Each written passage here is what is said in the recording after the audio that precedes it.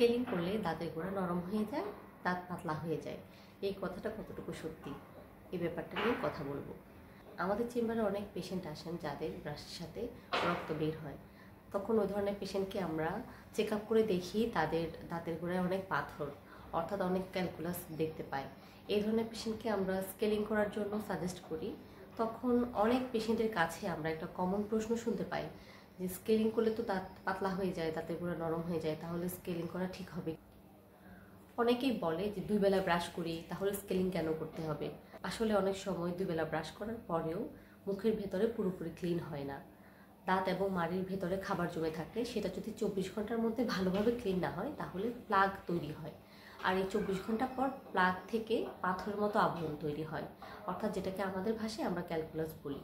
আর এই পাথরের মতো আবরণ অর্থাৎ ক্যালকুলাস যখন হয় তখন ব্রাশের মাধ্যমে কোনোভাবে ক্লিন করা যায় না। তখন একটা মাত্র ওয়ে থাকে, স্কেলিং করা। যে মেশিনটা দিয়ে স্কেলিং করি সেটা খুবই সিম্পল একটা ইনস্ট্রুমেন্ট। এটার নাম হচ্ছে আল্ট্রাসনিক স্কেলার।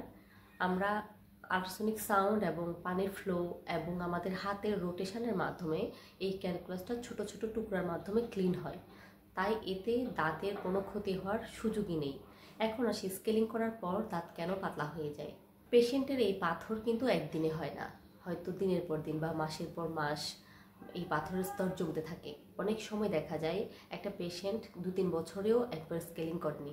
আবার অনেক ক্ষেত্রে দেখা যায় জীবনে কখনো 1 ঘন্টা বা 1.5 ঘন্টায় যে পুরো মুখটা ক্লিন হয়ে যায়, তখন পেশেন্টের কাছে অনেক বেশি হালকা মনে হয়, অনেক বেশি পাতলা মনে হয়। কারণ যে স্তরটা থাকে আমরা তো ওই স্তরটা রিমুভ করে দেই। তখনই পেশেন্ট কমপ্লেন করে যে আমাদের মনে হচ্ছে দাঁত পাতলা হয়ে গেছে।